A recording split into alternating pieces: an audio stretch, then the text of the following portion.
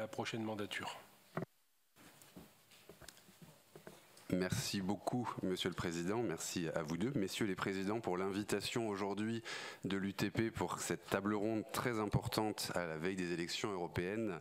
Alors, pour répondre à votre question, et j'en dirai un mot, toutes nos attentes pour la prochaine mandature, on les a rassemblées dans un document qui est un manifeste qu'on a pu présenter aux équipes des candidats pour les élections européennes. Et je vous en dirai un mot, bien sûr, juste après.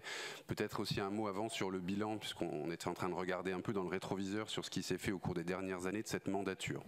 Donc pour que, si vous l'êtes peut-être pas en tête, juste pour vous dire, l'UTP au niveau français, donc nous sommes une fédération professionnelle qui représentons deux branches différentes. D'un côté, les opérateurs de transport public urbain. Donc là, nous avons 170 réseaux. Alors vous allez avoir des opérateurs de bus, de métro, de tramway, etc. dans des agglomérations de taille très différentes. Donc vraiment des mobilités du quotidien. Donc c'est la branche urbaine. Et puis l'autre branche, c'est le transport ferroviaire avec les opérateurs de transport ferroviaire à la fois voyageurs et marchandises, ainsi que les gestionnaires d'infrastructures, que ce soit les opérateurs historiques, les nouveaux entrés ou les futurs entrants. Vous allez avoir aussi Trenitalia, vous allez aussi avoir Transdev, etc., qui font partie de l'UTP. Juste sur le bilan, nous, ce qu'on retient de ces dernières années, il y a quand même eu des choses qui ont été dans le bon sens.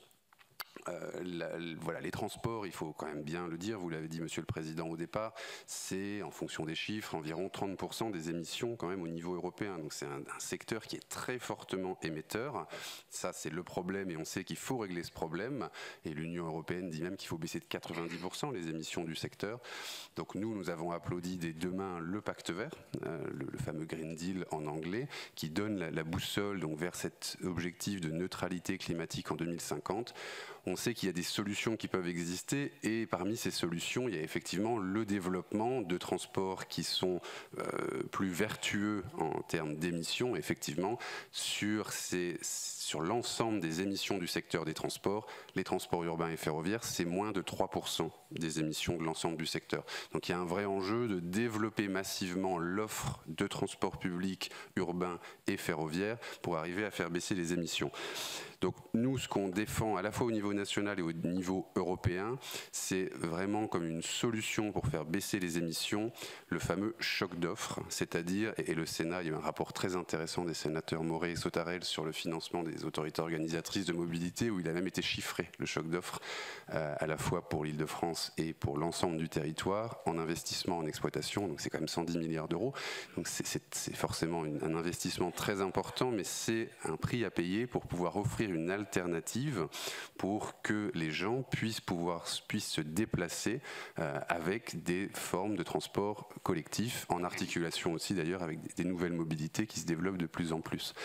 Donc, nous, la question qu'on se pose, c'est toujours comment l'Union européenne, à son niveau, avec ses compétences, peut aider ce choc d'offres, c'est-à-dire à développer massivement une offre de transport ferroviaire, une offre de transport public pour répondre aux besoins des gens qui ont besoin de se développer, qui ont besoin de se déplacer, y compris dans la mobilité du quotidien. C'est une critique qu'on a souvent fait, nous, à l'Union européenne. Ça peut se justifier de par ses compétences et l'intérêt qu'elle a pour le marché unique, le marché intérieur, de beaucoup travailler sur le ferroviaire. On s'en félicite puisqu'on défend le transport ferroviaire. Il ne faut pas oublier les mobilités du quotidien, les gens qui prennent tous les jours les transports pour aller travailler, pour aller se soigner, pour aller étudier. Et là, on pense que l'Union européenne pourrait faire plus, notamment pour aider les collectivités qui mettent en place ces politiques. Alors dans les choses qui ont été quand même faites, qui étaient intéressantes, il faut regarder et prendre un petit peu de recul, il y a eu des annonces politiques dans les dernières années, des formes de reconnaissance politique qu'on a beaucoup appréciées sur le ferroviaire. Il y a eu des conclusions du Conseil, donc des ministres qui étaient, avec un titre très clair en 2021, placer le rail au centre au premier plan d'une mobilité durable et intelligente. Donc ça, voilà, il y a des choses qui, sur le papier, sont très en appui. Et sur la mobilité urbaine, un sujet sur lequel donc la Commission met souvent en avant les questions de subsidiarité et beaucoup plus frileuse pour travailler, il y a quand même eu une communication, un cadre de la Commission européenne pour la mobilité urbaine où on reconnaissait le rôle des transports publics au niveau local comme une solution majeure, efficace et durable pour faire se déplacer un grand nombre de personnes. Donc on va dire en termes, dans les paroles, il y a eu des choses très bien. Dans les actes, il y en a eu aussi, même si on aurait voulu plus. Il faut quand même reconnaître qu'il y a des financements européens. Alors l'Europe fait parfois pas assez connaître ce qu'elle fait, mais il y a eu des programmes de financement importants. Le mécanisme d'interconnexion a financé des choses très concrètes sur l'électrification du Paris 3, sur le déploiement de RTMS, y compris des choses parfois au niveau urbain, donc notamment par rapport à IDFM pour des dépôts électriques, de bus électriques.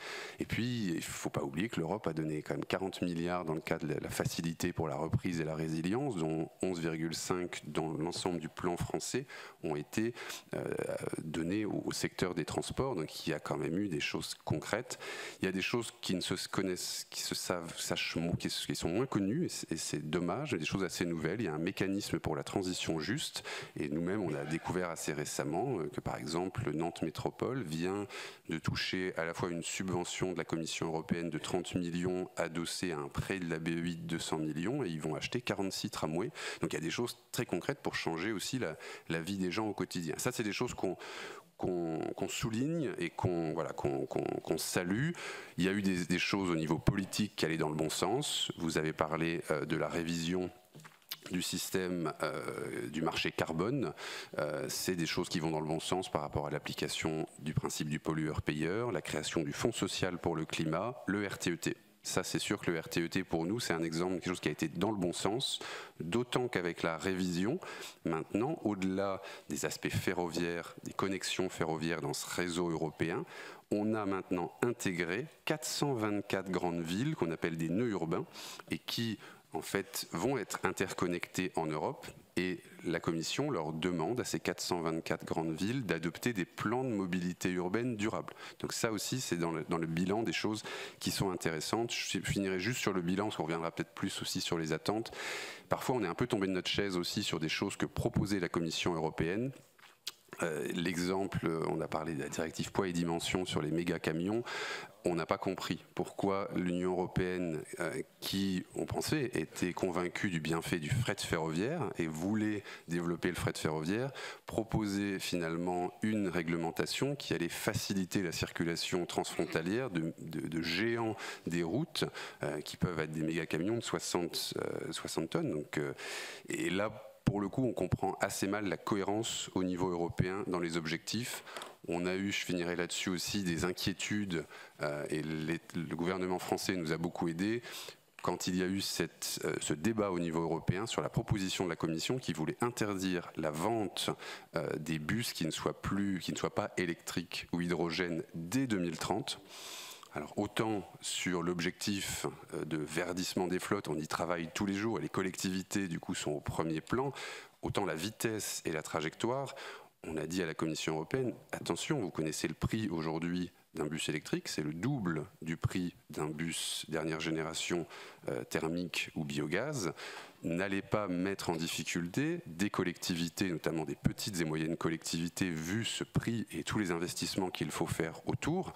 On a parlé à certaines collectivités qui nous ont dit « Moi, je ne pourrais pas, au vu de mes capacités financières, acheter le nombre de bus requis, je baisserai le nombre de lignes sur mon réseau. » Et on leur a dit « Mais ne faites surtout pas ça, c'est l'inverse, c'est aller à l'encontre de l'histoire. Il faut développer de plus en plus de services pour que les gens aient une alternative.